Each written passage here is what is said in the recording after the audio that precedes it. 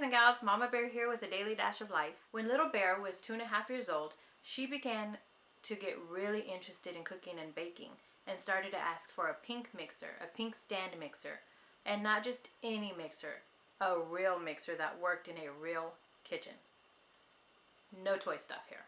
So we began to find more and more reasons to be in the kitchen, to cook and to bake. I started making more pancakes just for the fun of it, Rudolph style pancakes, and the cinnamon swirl pancakes, some snowman pancakes, just anything that would be festive and fun. For Valentine's Day, I made the little heart pancakes. Because we got so into cooking and baking, we had a mission to find Santa's favorite cookies. It's always fun for us to get in the kitchen and make a big mess together, especially for our little chef.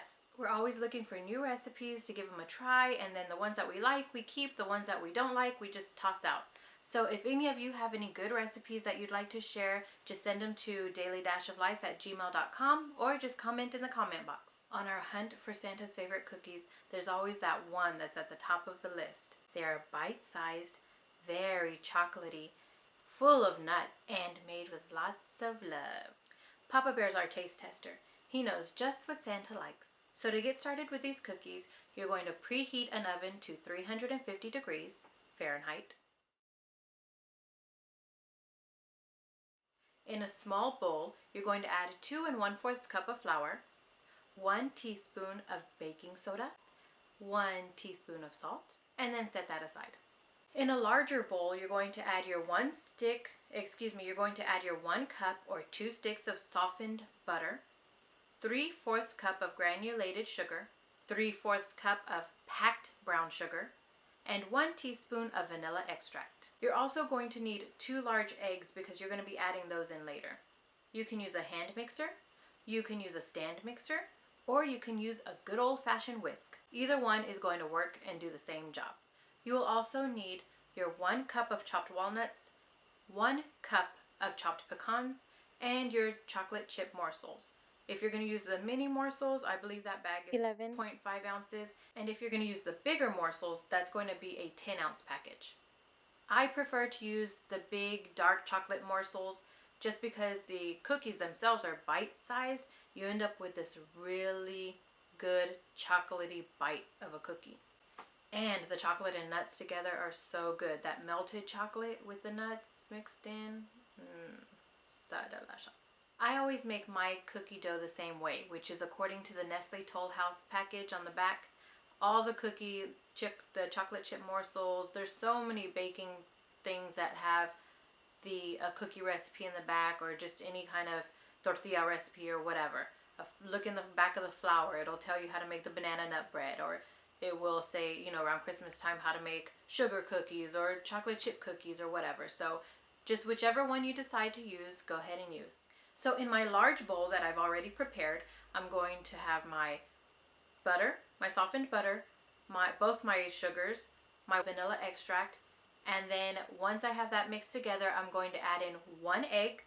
I'm going to mix that very well, and then I'm going to add in my second egg and get that mixed in very well.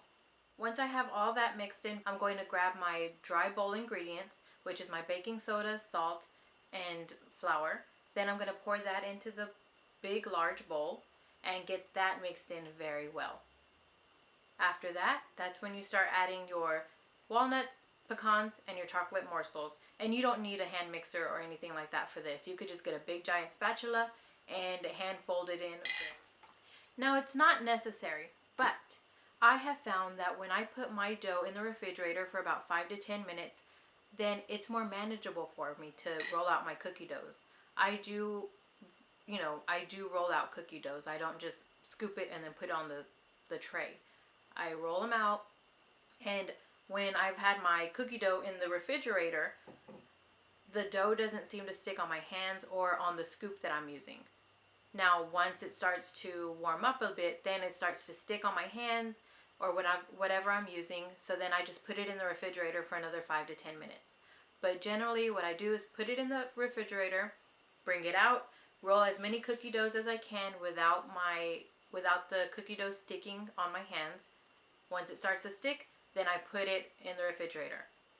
Now, while that's cooling, I get my cookie tray, and then I put my cookie doughs I can do 15 on one small cookie tray. So I do my 5, 5, 5, 3 rows of 5. Again, they're small. I'm going to use a 1 teaspoon measuring cup or measuring scoop.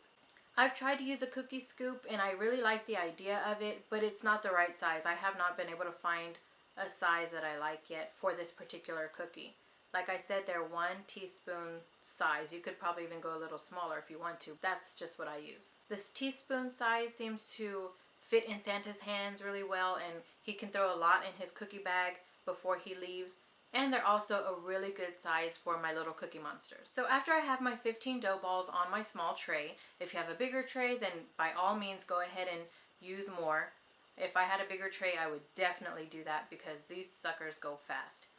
But once I have them on my tray, I put them in my oven that's been preheated to 350 degrees, and then I just leave them in there for 7 minutes. Now when you pull them out, you are going to still think they look wet, but that's okay because that's just the way they're going to look. When you pull them out and they still look wet, you set them down on your counter or wherever. They're going to continue to cook and darken for a little bit right before they begin to cool. After 2 minutes of them being on the tray cooling off, then you're going to put them on your cooling rack and let them completely cool. And then all you have to do is go to your refrigerator, grab your 15 dough balls, put them back on the tray, and then pop them back in the oven. And you're just going to have a little cookie factory going.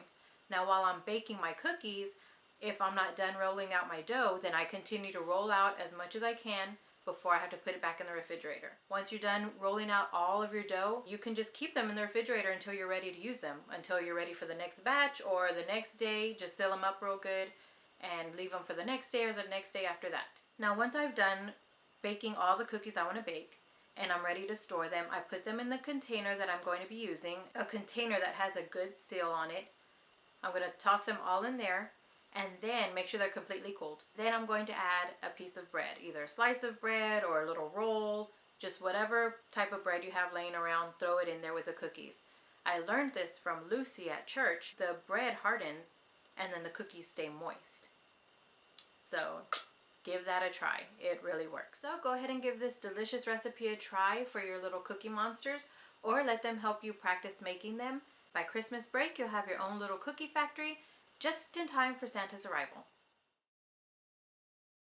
Your little cookie monsters will gobble them all up. They were such a big hit in the past that I had to give them as gifts this year. All of the Papa Bears in the family finished theirs so fast that they would try to sneak Grandpa Bear's cookies, so he had to hide them. Everyone was on the hunt for more treasure. Literally, they kept trying to look through cabinets and everything to see where Grandpa Bear hid his. Hopefully this gives you inspiration to spice things up with your own cubs, and hopefully you learned something new today that you didn't know yesterday. Enjoy! Toodles! This has been Mama Bear with a Daily Dash of Life. And as always, don't forget to spice up yours. May God bless you. Thanks for watching. To subscribe, click my watermark and click any video icon for more videos or to start a playlist. Check out bonus footage at Instagram and Twitter at A Daily Dash of Life. Toodles!